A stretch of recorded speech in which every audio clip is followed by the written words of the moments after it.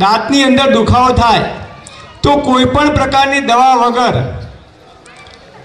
આ દાંતની અંદર દુખાવો મટી જાય અને જિંદગીમાં જીવીએ ત્યાં સુધી દાઢમાં કોઈ દિવસ સડો ના થાય, દાઢમાં રૂટ કેનાલ કરાવી ના પડે કે દાઢની ગોળી પણ ગળવી ના પડે, એવો ઉપાય આયુર્વેદની અંદર ચરક ઋષિએ ચરક સંહિતાની અંદર વર્ષો પહેલાં બતાવે છે। તો સૌથી પહેલાં આપણે જોઈએ કે દાઢની અંદર દુખાવો કેમ થાય છે। તો દાઢની અંદર સડો થાય। હવે દાઢની અંદર સડો કેમ થાય છે? તો કે દાઢની અંદર જીવાત ઉત્પન્ન થાય। આ જીવાત ક્યાંથી ઉત્પન્ન થાય છે? બહારથી આવે છે? ના, શરીરની અંદર દાઢની અંદર જીવાત ઉત્પન્ન થાય છે ત્યારે દાઢ સડે છે અને દાઢ સડે એટલે આપણને લપકારા મારે છે, દુખાવો થાય છે અને એની અંદરથી દાઢ પડાવવી પડે છે અથવા દાઢમાં રૂટ કેનાલ કરાવવાની ફરજ પડે છે। તો દાઢમાં ક્યારેય દુખાવો ના થાય એના માટે શું કરવાનું?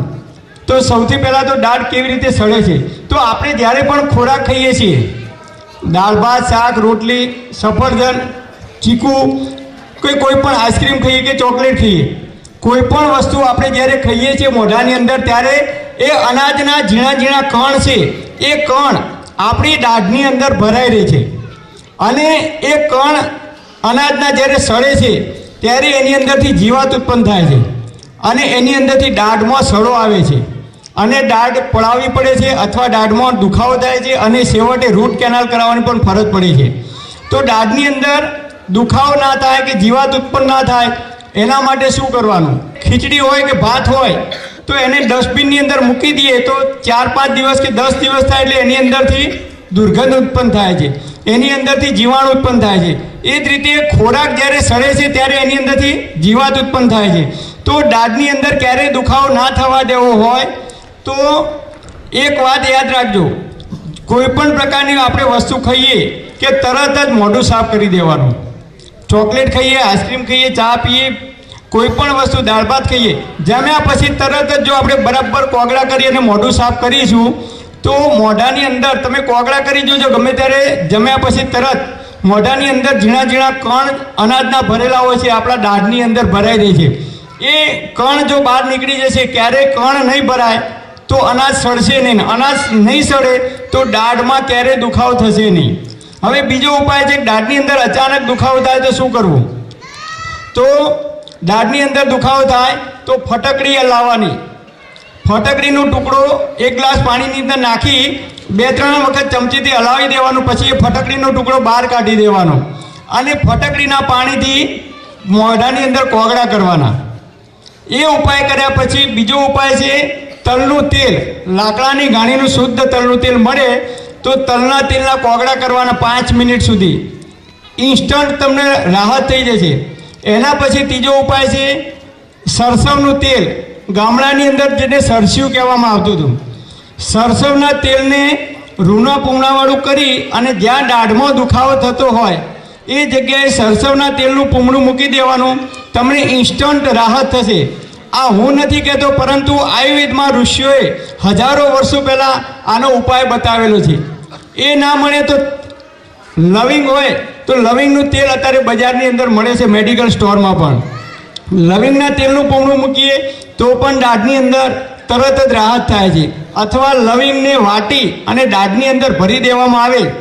આ બધા જે આયુર્વેદિક ઉપાય છે, તલનું તેલ, સરસવનું તેલ, લવિંગ, આ બધું જે કંઈ જીવાત હોય છે, જે કંઈ કીટાણુ હોય છે એનો નાશ કરે છે અને જીવાણુનો નાશ થાય એટલે તરત જ આપણને દાઢની અંદર રાહત થઈ જાય છે। અને બીજું યાદ રાખવાનું, સવારે ઉઠીને તમે બ્રશ નહીં કરો તો ચાલશે, હું કોઈ દિવસ બ્રશ નથી કરતો। પહેલાંના જમાનામાં 70 કે 80 વર્ષ પહેલાં આપણા દાદાઓ હતા તો એ બ્રશ કરતા હતા? નહોતા કરતા, છતાં એમના દાંત મજબૂત રહેતા હતા। કેમ? કારણ કે લીમડાનું દાંતણ કરતા, બાવળનું દાંતણ કરતા, ઓબાનું દાંતણ કરતા, કણજીનું દાંતણ કરતા હતા। અને અત્યારે આપણે સારામાં સારી ટૂથપેસ્ટ વાપરીએ છીએ, મોંઘામાં મોંઘા બ્રશ વાપરીએ છીએ, ઘણા લોકો 2 ટાઈમ બ્રશ કરે છે છતાં એમને દાઢમાં દુખાવો ઉપડે છે, એવા મેં કેટલાય કિસ્સા જોયા છે। તો કેમ આવું થાય છે? આપણે મોંઘા મોંઘી ટ્યુબ વાપરીએ છીએ, સારામાં સારા બ્રશ વાપરીએ છીએ, છતાં ઘણા બધા લોકોને દાઢ પડાવવી પડે છે, દાઢની અંદર રૂટ કેનાલ કરાવવી પડે છે। કેમ? તો જમ્યા પછી તરત જો તમે પાણીથી કોગળા કરવાનું રાખશો તો જિંદગીમાં ક્યારેય તમારી દાઢની અંદર સડો નહીં થાય। નાના બાળકોને ચોકલેટ આપો કે આઈસ્ક્રીમ આપો કે કોઈ પણ દ્રાક્ષ કે ચીકુ ખવડાવો, તરત મોઢાની અંદર જો કોગળા કરવામાં આવશે તો એ જે અનાજ છે કે સફરજન જે કંઈ ખાધું છે એના કણ આપણા દાઢની અંદર ભરાય નહીં રહે તો દાઢમાં સડો નહીં આવે. તો સવારે ઉઠીને બ્રશ કરવાની જગ્યાએ શું કરવાનું? તો અડધી ચમચી હળદર લેવાની. હળદર એન્ટીઓક્સિડન્ટનું કામ કરે છે, એન્ટીબાયોટિકનું કામ કરે છે. કેન્સરના જીવાણુને નાશ કરવામાં હળદર મદદરૂપ થાય છે. આવું વૈજ્ઞાનિકોએ આજે શોધ્યું, મતલબ કે અત્યારના યુગમાં શોધ્યું. હજારો વર્ષો પહેલાં ભાગવત ઋષિએ અષ્ટાંગ હૃદય નામના ગ્રંથની અંદર હળદરનો ઉલ્લેખ કરેલો છે કે કેન્સરના જીવાણુને નાશ કરવામાં મદદરૂપ થાય છે. તો સવારે ઉઠી અડધી ચમચી હળદર લેવાની, સિંધવ મીઠું લેવાનું, સફેદ મીઠું નહીં, એની અંદર ચપટી સિંધવ મીઠું નાખવાનું, અને તલનું તેલ હોય તો તલનું તેલ અથવા સરસવનું તેલ બંનેમાંથી ગમે તે તેલ લઈ એની પેસ્ટ બનાવી દેવાની અને દરરોજ સવારે મોઢાની અંદર લગાવવામાં આવે તો જિંદગીમાં ક્યારેય દાંત દુખશે નહીં કે દાંત પડવાનો પણ પ્રશ્ન નહીં થાય, મજબૂત થશે. તો આપ સૌ મોટી સંખ્યામાં અહીંયા ઉપસ્થિત થયા એ બદલ આપ સર્વેનો ખૂબ ખૂબ આભાર. ચાલો ઉઠીને સંમતિ કરજો.